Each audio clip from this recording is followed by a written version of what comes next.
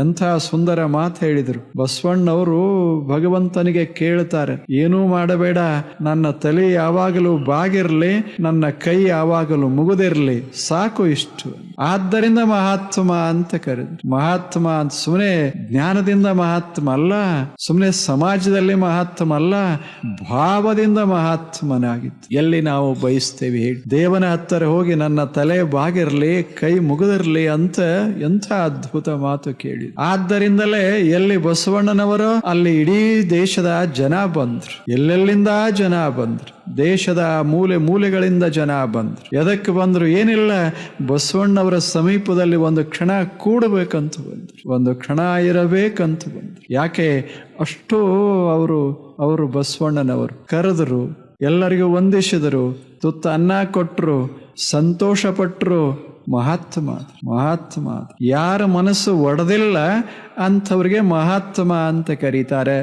ಯಾರ ಮನಸ್ಸು ಚಿನ್ನ ವಿಚ್ಛಿನ್ನ, it is broken into pieces, ಮನಸ್ಸೆಲ್ಲ ಒಡೆದು ಛಿದ್ರವಾಗ್ತದೆ, ಸಣ್ಣದು ಆಗ್ತದೆ, ಅಂಥವ್ರಿಗೆ ಅಲ್ಪ ಆತ್ಮರು ಅಂತ ಕರೆದರು.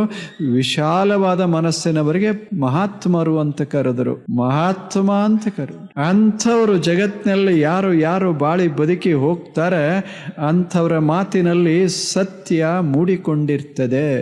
The truth is reflected in their words. ಅವರು ಸತ್ಯ ಅದರಾಗ ಮೂಡ್ತದೆ, ಅದರಾಗ ಜ್ಞಾನ ಇರ್ತದೆ. ಅಂಥ ಮಹಾನುಭಾವರ ಮುಖದಿಂದ ಬಂದದ್ದು ಉಪನಿಷತ್ತು.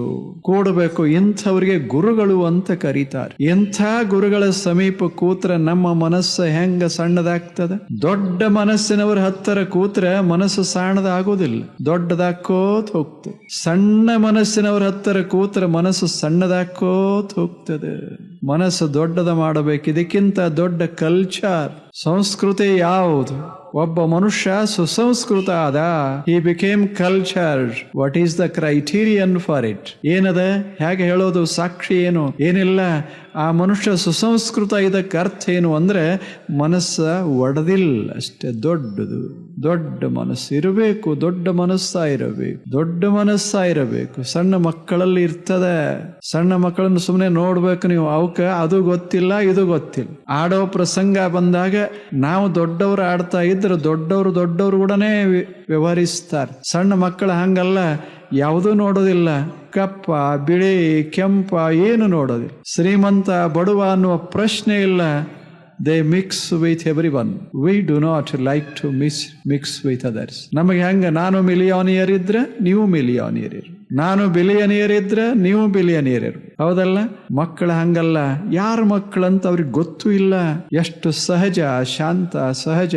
ನಾನು ಶ್ರೀಮಂತ ಅಂತ ಅವ್ರ ತಂದೆ ಅಂತಾನ, ಅವ ಅನ್ನೋದಿಲ್ಲ, ಹುಡುಗ ಅನ್ನೋದಿಲ್ಲ. ಅವನಿಗೆ ಬಡತನ ಇಲ್ಲ, ಶ್ರೀಮಂತ ಇರಬೇಕು, ಶ್ರೀಮಂತಿಕೆ ಇರಬಾರ್ದು. ಬಡವ ಇರಬೇಕು, ಬಡವ ಅಂತ ಭಾವ ಇರಬಾರ್ದು. ಅದು ವಿಶಾಲತ. ಆದರೆ ನಮ್ಮ ಮನಸ್ಸು ಹಂಗ ಆಗೋದಿಲ್ಲ. ನಮ್ಮ ಮನಸ್ಸು ಬಹಳ ಸಣ್ಣದು, ಬಹಳ ಚಿಕ್ಕದು. ಎಷ್ಟು ಚಿಕ್ಕದು ಅಂದ್ರೆ ಅದ್ರಾಗ ಬ್ಯಾರೆ ಅವ್ರಿಗೆ ಜಾಗನೇ ಇಲ್ಲ, ಇನ್ನೊಬ್ಬರಿಗೆ ಅದ್ರಾಗ ಜಾಗನೇ ಸಿಗೋದಿಲ್ಲ, ಅಷ್ಟು ಸಣ್ಣದು. ಆದ್ದರಿಂದಲೇ ನಾವು ದುಃಖಕ್ಕೆ, ಬಂಧನಕ್ಕೆ ಕಾರಣ ಆಗ್ತೇವೆ, ಸಿಕ್ಕೊಳ್ತೇವೆ. ದುಃಖ ಉಂಟಾಗಲಿಕ್ಕೆ ಕಾರಣ, ಸಮಸ್ಯೆಗಳು ಉಂಟಾಗಲಿಕ್ಕೆ ಕಾರಣ, ಮನಸ್ಸಿನಲ್ಲಿ ಅಸಮಾಧಾನ ಇರೋದಕ್ಕೆ ಕಾರಣ ಏನು ಅಂದ್ರೆ ಮನಸ್ಸು ಒಡಿತು, ಮನೆ ಒಡಿತು. ಅಲ್ಲೇನು ನಿಮಗೆ ಕಥೆ ಗೊತ್ತದ? ಧ್ರುವನ ಕಥೆ ಅದು. ಧ್ರುವನ ತಾಯಿ ಸುನೀತಿ, ಇನ್ನೊಬ್ಬ ತಾಯಿ ಸುರುಚಿ, ಉತ್ಥಾನಪಾದ ರಾಜ. ಸುನೆ ಕಥೆ ದೊಡ್ಡದಲ್ಲ, ಆ ಘಟನಾ ಎಷ್ಟು ಅದ್ಭುತದೆ. ಸುರುಚಿಗೂ ಒಬ್ಬ ಮಗ, ಸುನೀತಿಗೂ ಒಬ್ಬ ಮಗ. ಸುನೀತಿ ಮಗ ಧ್ರುವ ಸಣ್ಣ ಹುಡುಗ, ಒಂದಿಷ್ಟ ಹುಡುಗ. ಒಂದು ದಿವಸ ಹುಡುಗ ತಂದೆ ಉತ್ಥಾನಪಾದನ ತೊಡೆ ಮೇಲೆ ಬಂದು ಹಿಂಗ ಕುಂತ, ಸಿಂಹಾಸನ ಮೇಲೆ ಕೂತಾಗ ಉತ್ಥಾನಪಾದ ರಾಜ ಸಿಂಹಾಸನ ಮೇಲೆ ಕೂತಾನೆ. ಮಗ ಧ್ರುವ ಬಂದು ತೊಡಿ ಮೇಲೆ ಕೂತ. ಉತ್ಥಾನಪಾದ ರಾಜನ ಮಗ ಧ್ರುವ.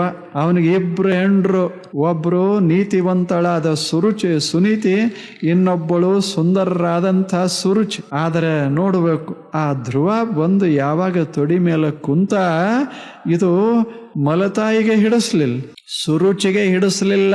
This is how our minds work. ನಾವು ದೊಡ್ಡವರು ಸಣ್ಣವರು ಅನ್ನೋದು ಇವಾಗ ಗೊತ್ತಾಗೋದು. ಯಾವಾಗ ತನ್ನ ತಂಗಿ ತನ್ನ ಅಕ್ಕ ಸುನೀತಿ ತಾನು ತಂಗಿ ಅಕ್ಕನ ಮಗ ಬಂದು ತಂದೆ ತೊಡೆ ಮೇಲೆ ಕೂತ್ರೆ ತಂಗಿಗೆ ಸಮಾಧಾನ ಆಗಲಿಲ್ಲ. ಬಂದ್ಲು, ಸಿಟ್ಟಿಗೆದ್ದು ಹಿಡಿದು ಜಗ್ಗಿದ್ಲು, ಕೆಳಗಿಳಿಸಿದ್ಲು, ತನ್ನ ಮಗನ ಕೂಡಿಸಿದ್ಲು.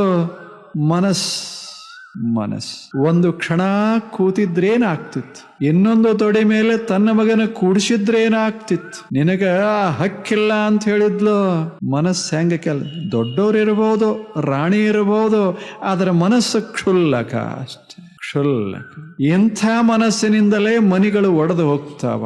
ಯಾಕೆ ಹೊಡಿತಾವ ಮನಿ? ಸಂಪತ್ತಿನ ಕೊರತೆಯಿಂದ ಒಡೆಯೋದಿಲ್ಲ, ರೊಕ್ಕ ಕಡಿಮೆದ ಅಂತ ಮನಿ ಒಡೆಯೋದಿಲ್ಲ, ಮನಸ್ಸು ಕಡಿಮೆದ ಅಂತ ಮನಿ ಒಡಿತಾವ. ಸಮಾಜ ಯಾಕೆ ಹೊಡಿತಾವ? ಮನಸ್ಸು ಸಣ್ಣದದ ಅಂತ ಸಮಾಜ ಹೊಡಿತಾವ.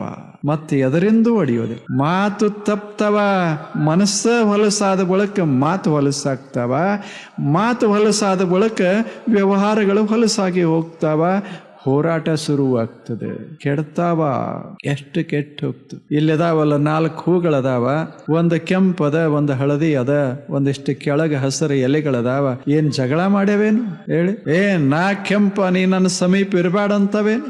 ಆದ್ರೆ ಹಂಗಿಲ್ಲ, ನನ್ನ ಮಗನೇ ಕೂಡಬೇಕು, ಇನ್ನೊಬ್ಬರ ಮಗ ಕೂಡಬಾರ್ದು. ಮತ್ತೆ ಇನ್ನೊಬ್ರು ಅಲ್ಲವರು, ಅವನೇ ತಂದೆ. ಅಕ್ಕ ಎಷ್ಟು ಸಣ್ಣ ಮನಸ್ಸದೆ, ಎಷ್ಟು ಸಣ್ಣ ಮನಸ್ಸದೆ. ಇಂಥ ಮನಸ್ಸು ಕಟ್ಟಿಕೊಂಡು ನಾವು ಜೀವನದಲ್ಲಿ ಉದ್ಧಾರ ಆಗ್ತೇವೆ ಅಂದ್ರೆ ಹೆಂಗಾಗ್ತದೆ ಹೇಳಿ? ದೊಡ್ಡವ್ರಿಗೆ ನಾವು ದೊಡ್ಡವರು ಯಾಕಂತೇವಿ ಅಂದ್ರೆ ಅವರು ಬಹಳ ಜನ, ಬಹಳ ಸಂಪತ್ತು ಅವ್ರ ಹತ್ತಿರ ಅದ ಅಂತ ಅನ್ನೋದಿಲ್ಲ, ಅವ್ರ ಮನಸ್ಸು ದೊಡ್ಡದು. ಹೋಗ್ಲಿ ಕೂಡ್ಲಿ, ನನ್ನ ಮಗ ಕೂತರು ಅಷ್ಟೇ, ಆಕೆ ಮಗ ಕೂತರು ಅಷ್ಟೇ, ಒಂದು ಕ್ಷಣ ಅಷ್ಟೆ. ಭಾವ ಇಷ್ಟು ಮನಸ್ಸು ಹೆಂಗ ಕೆಲಸ ಮಾಡ್ತಾವ. ಕಥಿ ಮಹತ್ವದ್ದಲ್ಲ, ಅಲ್ಲಿರುವ ಮನಸ್ಸುಗಳ ಕ್ರೀಡಾ. The nature of the human mind. ಎಷ್ಟು ವಿಚಿತ್ರದ ಮನಸ್ಸು ಆಗೋದಿಲ್ಲ. ಈಗೆಲ್ಲ ಬಡಿತದಲ್ಲ, ನಮ್ಮದು ಆವುದು ಅಂತ ಅನಿಸ್ತದಲ್ಲ. ಎಲ್ಲ ಮನಸ್ಸು ಈಗ ನನ್ನ ಎಡಗಾಲದ, ನನ್ನ ಬಲಗಾಲದ ಅಂತ ಇಟ್ಕೊಳ್ಳಿ. ಬಲಗಾಲದ ಎಡಗಾಲದ ನಂದೇ ಹೌದಲ್ಲ. ಆದರೆ ಎಡಗಾಲ ಅಪವಿತ್ರ, ಅದನ್ನ ಮುಂದೆ ತರಬಾರದು. ಮತ್ತೆ ಎಲ್ಲಿ ಹೋಗ್ಬೇಕದು? ನಾವೇ ಮಾಡ್ಕೊಳ್ಳೋದು. ನಮ್ಮ ಮನಸ್ಸೇ ದೇಹ ಮಾಡೋದಿಲ್ಲ. ದೇಹ ಬಲನೂ ಅಷ್ಟೇ, ಎಡನೂ ಅಷ್ಟೇ. ಮನಸ್ಸು ಮಾತ್ರ ಕೆಡಿಸೇ ಬಿಡ್ತದೆ. ಇದು ಚಲೋ, ಇದು ಕೆಟ್ಟ. ನಮ್ಮದ ದೇಹದಾಗ ಒಂದು ಭಾಗ ಚಲೋ, ಒಂದು ಭಾಗ ಕೆಟ್ಟ. ಆದ್ರೆ ಗತಿ ಹೆಂಗ? ಬಲಗೈ ಚಲೋ, ಎಡಗೈ ಕೆಟ್ಟ ಅಂದ್ರೆ ಹೆಂಗಾಗೋದು? ದೇವರು ಹಾಗಾದ್ರೆ ಒಂದ ಮಾಡ್ತಿದ್ದ, ಬಲಗೈ ಒಂದೇ, ಬದುಕೋದು ಸಾಧ್ಯತ್ತೇನು? ಎಲ್ಲ ಭಾಗ ಭಾಗ ಭಾಗ ಭಾಗ ಮಾಡಿಬಿಟ್ಟೇವಿ. ಜಗತ್ತನ್ನ ಭಾಗ ಮಾಡಿಬಿಟ್ಟೇವಿ. ಪೂರ್ವ ಚಲೋ, ಪಶ್ಚಿಮ ಕೆಟ್ಟ. ಎಷ್ಟು ಮಜಾ ಮಾಡಿದೆ. ಯಾರು ಮಾಡಿದ್ರು? ಮನಸ್.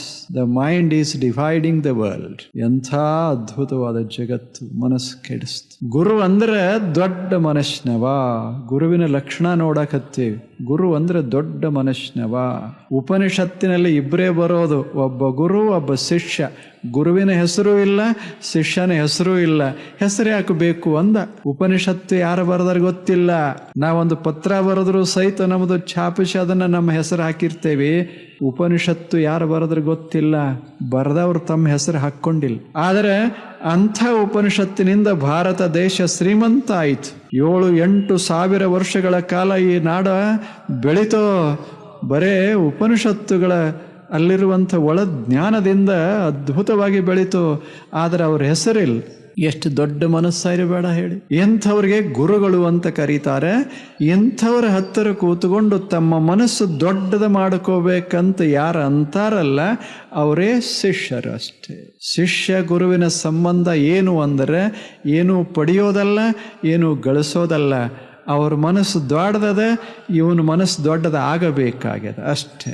ಜಗತ್ತಿನಾಗ ಏನೂ ಮಾಡಬೇಕಾಗಿಲ್ಲ. ಯಾವ ತಪಸ್ಸ, ಯೋಗ ಅಂಥದ್ದು ಇಂಥದ್ದು ಏನು ಅವಶ್ಯ ಇಲ್ಲ. ಸಣ್ಣ ಮನಸ್ಸು ದೊಡ್ಡ ಮನಸ್ಸು ಮಾಡೋದೇ ಯೋಗ ಅಷ್ಟೇ.